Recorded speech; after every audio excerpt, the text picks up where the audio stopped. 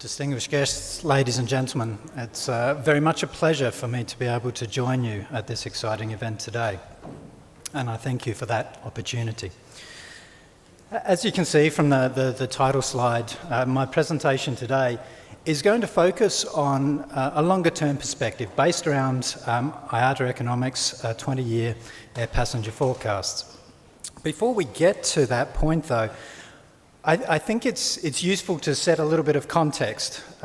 So I'm going to start with the findings of some research that we've been producing recently. We haven't actually published this yet, so this, if you like, is a sneak preview for this audience.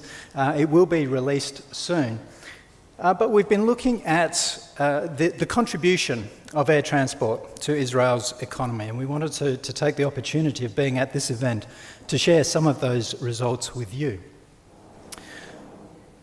There are, of course, many different ways that we can think about how the industry, the air transport industry, makes a contribution to an economy. Let me just give you a snapshot of a couple of measures here. First of all, we think that for Israel last year, the air transport industry, directly and indirectly, and via the tourists that come to this country by air, we think that the air transport industry has contributed more than 180,000 jobs. And it accounts for over $16 billion worth of gross value added. So when you think about what does that mean in terms of total GDP and the size of the Israeli economy, we think that the air transport industry is contributing something like 5% of total GDP. Quite clearly, that's a significant contribution made by just one sector of the industry. The title of this slide is pretty much obvious, I think. Air transport connects Israel to the world, and you can see that from the network map that's apparent here. All of the continents are now connected to Israel via air. These are just the direct connections. If you include the one-stop connections, that map mushrooms out massively. But you can see the extent to which Israel is connected directly to other countries throughout the world. Of course, most of those passengers travelling to and from Europe, and Europe accounts for around 70% of the total passenger flows in 2018. And this gives you an idea of the split by region. We like to say that air transport creates virtual bridges in the air. And these bridges help to facilitate the flows of goods, of investment, and of people. But of course, it goes beyond that. It also includes the flow of ideas and innovation and the transfer of technology. All of these things can bring positive benefits to a country such as Israel. These are the passenger flows. So the number of passengers coming to and from Israel from Europe is 7.8 million people in the last year. 1.4 million people come from North America. And you can see around 900,000 people travel to and from the Middle East.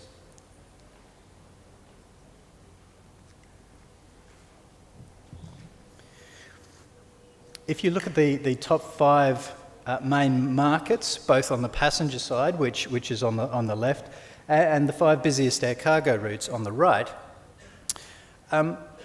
you can see that the two aren't unrelated. And this comes as no surprise, because when we have passenger flows between countries, that also creates the opportunities for building business relationships, for building trade and investment opportunities. And you can see in particular that Turkey and Germany rate very highly on the left-hand side in terms of the passenger markets, but they also appear on the right-hand side of that chart as 2 of the top 5 air cargo markets for Israel. So that's That's a bit of a snapshot of the role that air transport plays in the Israeli economy currently. A contribution of 5% of total GDP. It's not an insignificant sort of number. So let's move forward now and thinking about the forecast. As I said, these are based on IATA's 20-year air passenger forecast. And the key message from this forecast is that we expect that the demand for air travel is going to double over the next 20 years. We're going to see around 8.1 billion origin-destination passenger journeys per year in 2038. It's an increase of 2.1 times the level that we have now, which is roughly 4 billion origin-destination journeys. And it equates to an average annual growth rate of 3.9% per year for each of the next 20 years. So these are some big numbers. Where's the growth coming from? This is the key question. It's one thing to expect 8 billion extra passenger journeys for the year. How do we get to that point? Well, as you can see from this chart, traffic travelling to, from and within the Asia-Pacific region is going to account for the bulk of that increase over the next 20 years. An additional 2.8 billion passenger journeys to, from and within Asia-Pac alone. You can see that the average annual growth rate for that region is up above 5%. What's interesting here is that the Middle East is growing at around 4.5%, a similar pace to what we're seeing in Europe. So we expect to see pretty good growth in this part of the world as well. And we're going to see that passengers travelling to, from and within the Middle East is going to account for an extra 273 million of that. What's interesting on this chart is that for North America and Europe, the growth rates are much slower, but at the same time, given the size of their market, they're actually contributing quite a large proportion, quite a large number of passenger growth, more than 500 million extra passengers per year. Given the way these markets are evolving and the growth that we're seeing in Asia-Pac, it comes as no surprise to see that aviation's centre of gravity is shifting eastwards. That process has been underway since 1914. At the moment, we're situated somewhere over this part of the world, and that will continue to track further eastward over the course of the next 20 years. When you look at the evolution of the top 10 largest markets, what we're seeing is some of the traditional markets, the larger markets, are slipping down those rankings, and some of the emerging market countries are moving up. So China will take over the top position by the middle of the next decade, overtaking the US. Interestingly, if you look on the right-hand side, you can see the sharp increases in both India and Indonesia on this chart as well. So what does this mean for Israel? So if we look at the country forecast for Israel, we expect to see an additional 13 million passengers per year in 2038 compared with 2018. So that takes us up to almost 35 million additional origin destination journeys per year.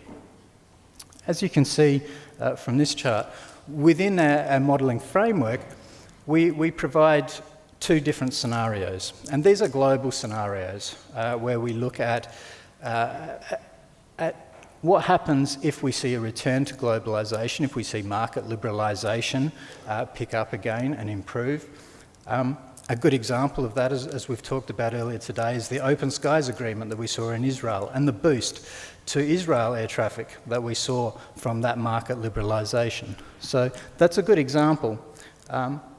And if we look at that upside scenario, the number of journeys per year to and from Israel is going to be up in the order of 45 million. So that's easily a doubling of traffic. So that's the potential that there is over the next 20 years for Israel. And if we think about what this means in terms of the contributions to GDP, the baseline scenario, the blue line there, the current trends, will contribute something like $25 billion to GDP, and it will also result in around 200,000 jobs. If you take the upside scenario, we're talking more about $30 billion contribution to GDP and 275,000 jobs in 2038, compared with 2018. These are, again, some big numbers, and it gives you an example of the magnitude of the opportunity that is available. It's worth noting that these outcomes are not guaranteed, of course, and there are a number of impediments that could mean that we don't fulfill the potential here. We've talked about some of those this morning, in terms of infrastructure, for example, in terms of some of the skill shortages. An important point to note is in terms of the regulatory environment as well. This chart very quickly, and I'll conclude my comments here. We use this chart from the World Economic Forum, which gives an idea of how Israel and other countries compare in terms of travel and tourism competitiveness. And you can see that Israel ranks 61st out of almost 140 countries. This is a good outcome, but as you can see, just from some of these elements here, that there are a number of factors here where Israel can do better. And I think that's one of the key takeaways here. There's always room for improvement. The forecasts that we see are very positive in terms of the opportunity that is available to Israel, but we can't stand still. We can't rest on our laurels, if you like. We need to continue to move forward, because in a very competitive industry, that's exactly what our competitors are doing. So regulation needs to keep pace with what's happening in the industry, and we need to ensure that we work together as an industry, and I believe IATA is a part of that, in order that we can fully capture the full benefits of aviation that are on offer, given our growth outlook. I'll leave my comments there today. Thank you very much.